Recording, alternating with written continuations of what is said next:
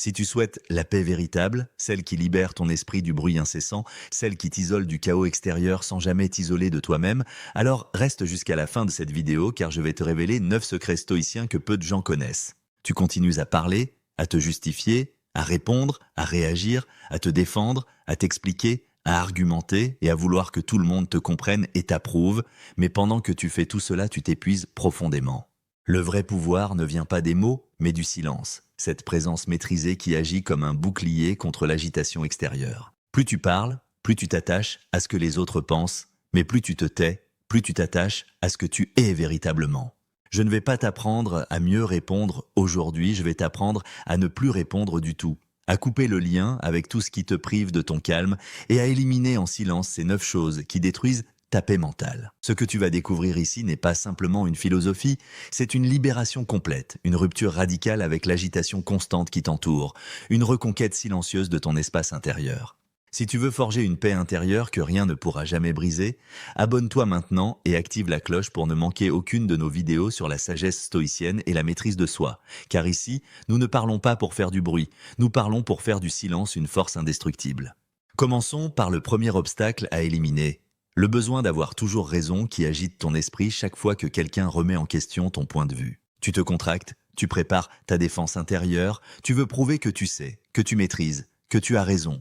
Et pendant ce temps, tu perds ton calme, ta force et ta paix. Vouloir toujours avoir raison est une prison invisible dont toi seul possèdes la clé. Le stoïcien ne cherche pas à écraser l'autre dans un débat. Il choisit le silence non par faiblesse mais par suprématie intérieure, comprenant que le calme vaut souvent plus qu'une victoire rhétorique. Épictète nous rappelle que celui qui est vraiment libre ne dépend ni du jugement des autres, ni de leur approbation.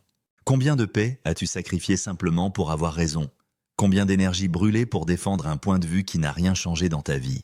Et si aujourd'hui tu faisais l'inverse, si tu choisissais le silence non par défaite mais par puissance, car au fond, tu ne veux plus gagner des débats stériles, tu veux être libre. Le deuxième obstacle à éliminer est le regard des autres qui pèse lourdement sur tes épaules même s'il est invisible.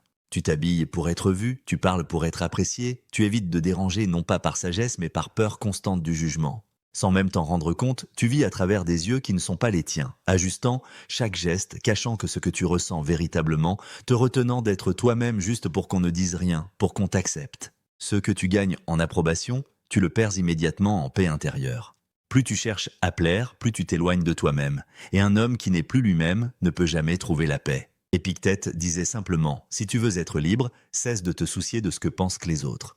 Tu souffres à cause de quelque chose qui n'existe que dans ta tête, tu t'interdis la liberté à cause d'un public imaginaire. Même s'ils te jugent, même s'ils te critiquent, qu'est-ce que cela change réellement ? Leur opinion ne construit rien, elle ne paie pas tes factures, elle ne guérit pas tes blessures, elle ne remplit pas ton cœur. Pourquoi lui donnes-tu tant de pouvoir ? Pourquoi laisser leurs regards effacer ton identité ? Le respect authentique suit ceux qui n'en ont pas besoin. L'admiration va naturellement à ceux qui s'en détachent. Quand tu te libères du regard des autres, quelque chose change en profondeur. Ta voix devient plus claire, tes décisions plus affirmées, tes gestes plus ancrés. Tu cesses d'être un masque et tu redeviens un être humain complet.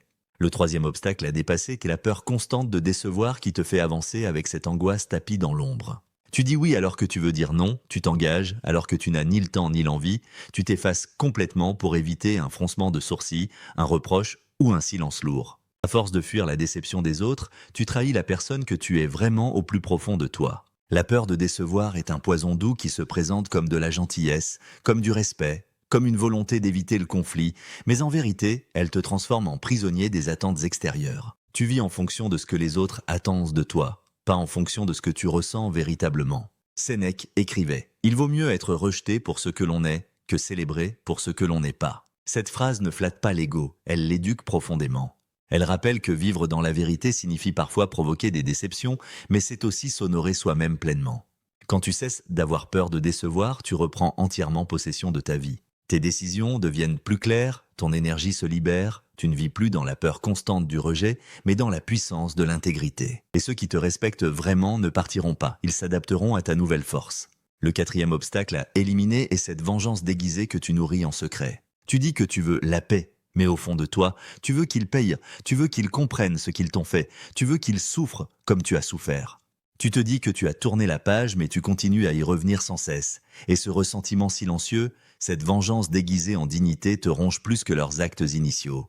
La vengeance ne porte pas toujours un masque violent. Parfois, elle prend la forme du silence froid, du mépris poli, de l'indifférence soigneusement fabriquée. Tu n'attends pas leur chute en criant, mais en espérant secrètement qu'ils regretteront un jour, et pendant que tu attends cette justice imaginaire, c'est toi qui stagnes pitoyablement. Marc Aurèle écrivait avec sagesse. Le meilleur moyen de se venger est de ne pas leur ressembler. Tant que tu entretiens la colère, même bien cachée, tu es encore sous leur emprise invisible. Tu crois détenir un pouvoir, mais tu es simplement enchaîné à ton propre passé douloureux. Tu n'as pas besoin d'être compris, ni de voir l'autre souffrir, tu as besoin de reprendre possession de ton énergie vitale. Pardonner en silence, ce n'est pas excuser l'injustice, c'est refuser de te consumer à cause d'elle, c'est déclarer sans mots et sans bruit, ô beau et sans bruit, je ne t'appartiens plus jamais. Il n'y a pas de puissance plus grande que celle de celui qui avance sans se retourner, qui ne cherche ni revanche ni reconnaissance, qui sait que le véritable apaisement ne vient pas d'une réparation extérieure mais d'un détachement profond et définitif. Le 5e obstacle à surmonter est ton attachement maladif au passé qui ne cesse de te hanter. Tu dis que tu veux avancer mais ton esprit reste enchaîné à ce qui est déjà mort depuis longtemps. Tu revis les scènes douloureuses, tu analyses ce que tu aurais dû dire, ce que tu aurais pu faire, tu tournes les souvenirs comme des pierres dans tes mains, espérant y trouver un sens, une justification, un apaisement quelconque. Mais il n'y a rien d'autre qu'un vide qui te parle encore. Et pendant que tu écoutes ce silence, ta paix intérieure s'éloigne inexorablement. L'attachement au passé est une prison dont les barreaux sont faits de regrets amers et de nostalgie douloureuse. Tu crois honorer ta mémoire, mais tu l'utilises contre le monde, je l'utilise contre toi-même.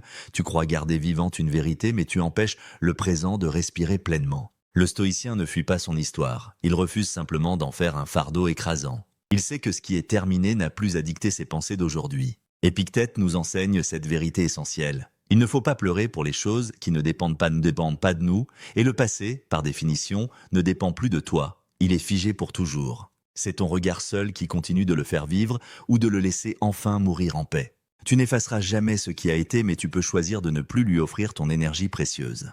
Ce que tu perds en lâchant le passé, ce n'est pas la mémoire, c'est l'emprise destructrice. Ce que tu retrouves, c'est ta direction authentique. Tu redeviens maître de ton temps intérieur, tu réorientes ton énergie vers ce que tu peux encore transformer. Et c'est là que commence la vraie paix, quand le passé ne parle plus fort que ton présent. Le 6e obstacle à vaincre est ce chaos émotionnel qui te submerge sans prévenir. Ton cœur s'emballe, ton souffle se coupe, ton esprit s'embrume complètement. Une simple remarque, un silence, un souvenir, et te voilà submergé par tes émotions. Tu veux la paix, mais tes émotions te tirent dans toutes les directions possibles. Tu crois les contrôler, mais ce sont elles qui décident de ton humeur, de tes réactions, de ta voix tremblante. Tant que tu vis au rythme imprévisible de tes émotions, tu ne vis pas vraiment, tu réagis simplement. Le chaos émotionnel est une tempête silencieuse qui ne se voit pas toujours à l'extérieur, mais qui fait rage à l'intérieur de ton être. Le stoïcien ne supprime pas ses émotions, il les observe attentivement, les comprend profondément et choisit de ne pas s'y soumettre aveuglément. Marc Aurèle écrivait cette vérité profonde. L'âme reste invincible si elle se replie sur elle-même. Cela ne signifie pas fuir le monde, mais retrouver un espace en toi qui ne dépend de rien d'extérieur. Un lieu où tu peux regarder la colère sans l'embrasser, où tu peux accueillir la tristesse sans t'y noyer complètement. Ce n'est pas parce que tu ressens quelque chose que tu dois nécessairement le dire ou l'agir immédiatement. Dans la vie quotidienne, combien de fois t'es-tu laissé emporter par une colère passagère? Combien de fois as-tu regretté une réaction trop vive, un mot trop dur, une impulsion que tu n'as pas su retenir à temps? Chaque perte de contrôle t'éloigne de toi-même parce que dans ce moment précis, tu n'étais pas maître, tu étais dominé par tes émotions. Le calme n'est pas un don inné, c'est une discipline rigoureuse qui se construit par l'observation patiente, le silence volontaire, la retenue consciente. Lorsque tu deviens capable de rester parfaitement calme alors que tout s'agite autour de toi, tu deviens un refuge pour toi-même. Et plus encore, tu deviens incompréhensible pour ceux qui pensaient pouvoir te déstabiliser facilement. Car ton silence, au lieu de trahir une faiblesse, révélera une force inébranlable que rien ne peut atteindre. Le 7e obstacle à dépasser est ce besoin constant d'expliquer ta vie aux autres. Tu vis, tu avances, tu fais des choix, mais à chaque tournant décisif, tu ressens ce besoin impérieux de te justifier, d'expliquer pourquoi tu t'éloignes, pourquoi tu changes, pourquoi tu ne fais plus comme avant. Tu veux que les autres comprennent parfaitement, qu'ils valident ton évolution, qu'ils ne t'en veuillent surtout pas, et sans t'en rendre compte, tu échanges ta précieuse paix contre leur approbation superficielle. Chaque justification est un fil invisible que tu tends aux autres pour qu'ils s'y accrochent fermement. Tu les invites dans ton espace intérieur, dans tes décisions personnelles, dans ton silence sacré, et plus tu expliques, plus tu ouvres grand la porte à l'incompréhension, à la critique injuste, à la déformation de tes intentions. Le stoïcien n'explique pas sa vie constamment, il la vit pleinement. Marc Aurèle ne commentait jamais ses décisions à la foule curieuse, il observait attentivement, décidait sagement et agissait fermement. Ce détachement n'est pas de l'arrogance, c'est de la clarté pure. Tu n'as pas besoin de convaincre pour exister authentiquement, tu n'as pas besoin d'être compris pour être en paix avec toi-même. Ceux qui imposent naturellement le respect sont rarement ceux qui parlent le plus, ce sont ceux dont on ne comprend pas tout, mais dont la direction est claire et assumée. Ils ne s'arrêtent pas à chaque remarque, ils ne ralentissent pas pour se justifier perpétuellement, ils avancent simplement, et c'est précisément cela qui les rend inébranlables aux yeux des autres. Le 8e obstacle à éliminer est cette agitation constante de vouloir tout contrôler autour de toi. Il y a cette tension en toi presque permanente, un besoin maladif d'anticiper chaque problème, de corriger chaque détail, de prévoir chaque situation possible. Tu surveilles anxieusement les réactions, tu t'inquiètes des moindres imprévus, tu veux tout maîtriser parfaitement pour éviter l'échec, la douleur, le rejet. Mais cette quête obsessionnelle de contrôle absolu te détruit plus qu'elle ne te protège réellement. Tu t'épuises à vouloir tenir un monde qui ne t'appartient fondamentalement pas. L'illusion du contrôle naît directement de la peur. Peur que tout s'effondre si tu lâches prise un seul instant, peur que l'inconnu te dépasse complètement. Tu confonds l'effort constant avec la maîtrise véritable, le stress permanent avec la responsabilité, l'hyper-contrôle avec la force authentique. Le stoïcien, lui, ne cherche jamais à dominer l'extérieur. Il concentre tout son pouvoir là où il est réellement efficace, sur lui-même uniquement. Épictète disait avec une simplicité désarmante: « Il y a des choses qui dépendent de nous et d'autres qui ne dépendent pas de nous. Tout ce qui t'échappe doit être accepté, non pas par fatalisme mais par sagesse profonde, parce que vouloir tout contrôler, c'est refuser fondamentalement de vivre. Tu veux la paix véritable, commence par faire cette distinction essentielle entre ce qui est entre tes mains et ce qui ne l'est absolument pas. Tu peux décider de tes paroles, mais pas de leur impact sur les autres. Tu peux choisir ton attitude, mais pas la réaction des autres. Tu peux semer avec rigueur, mais tu ne contrôleras jamais entièrement la récolte qui en découlera. Plus vite tu acceptes cette vérité fondamentale, plus ton cœur s'allège instantanément. Le 9e et dernier obstacle à surmonter est ce bruit intérieur incessant qui ne te laisse jamais en paix. Et on met en paix, Ike. Il y a une voix que tu n'entends pas physiquement, mais qui parle sans cesse dans ta tête. Ce n'est ni ton entourage, ni ton passé, ni tes souvenirs, c'est cette pensée automatique permanente qui commande tout en toi. Elle juge sévèrement, elle prévoit anxieusement, elle se répète obsessionnellement, même quand tout est parfaitement calme autour de toi, elle continue de parler sans relâche à l'intérieur. Et ce bruit mental est parfois plus violent que n'importe quel vacarme extérieur que tu pourrais entendre. Ce dialogue intérieur devient progressivement une prison mentale dont tu ne vois même plus les barreaux d'un barreau.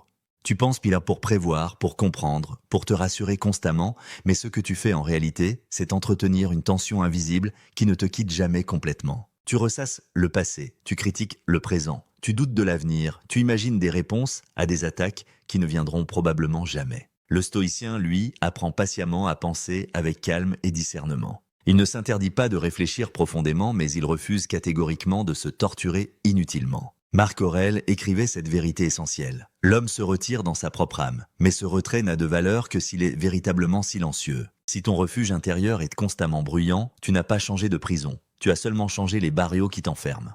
Apprends à te taire intérieurement, laisse des pensées inachevées, ne cherche pas toujours à formuler parfaitement ce que tu ressens. Parfois le silence est infiniment plus vrai que toutes les explications que tu pourrais construire. Ce silence intérieur ne vient pas en forçant, mais en observant patiemment. Observe ta pensée comme un ciel agité par le vent. Tu n'es pas obligé de courir après chaque nuage qui passe. Reste simplement immobile, reste là sans juger ce qui vient naturellement. Plus tu apprends à te taire à l'intérieur, plus tu redeviens entier et unifié. Tu n'es plus éparpillé entre 1000 pensées parasites, tu reviens doucement à toi, au souffle présent, à ce qui est là maintenant dans toute sa simplicité. Voilà, tu viens de parcourir un chemin intérieur que peu osent t'emprunter. 9 chaînes invisibles que tu peux briser dès maintenant, non pas dans la violence ou le bruit, mais dans un retrait souverain et conscient. Tu as compris que la vraie puissance ne se démontre pas bruyamment, elle se contient dignement, que le vrai calme ne s'achète pas à l'extérieur, il se construit patiemment à l'intérieur. Dans ce monde qui glorifie l'agitation permanente, celui qui marche en silence devient véritablement inclassable et libre. Être stoïcien, ce n'est pas être dur ou insensible, c'est être profondément libre, c'est voir clair sans juger, décider sans bruit, s'élever sans l'annoncer à grands cris. Chaque fois que tu choisis consciemment le silence au lieu de la réaction impulsive, tu gravis un degré invisible vers cette souveraineté intérieure qui ne dépend de rien ni de personne. Ce n'est pas le bruit qui façonne les grands esprits, c'est leur capacité exceptionnelle à rester parfaitement clairs quand tout s'agite frénétiquement autour d'eux. Ce calme que tu cultives patiemment en toi est ta force la plus rare et la plus précieuse que personne ne pourra jamais te voler. La paix que tu cherches si désespérément ne viendra jamais du monde extérieur, elle naîtra uniquement le jour où tu décideras fermement de ne plus faire de bruit, même dans ta propre tête.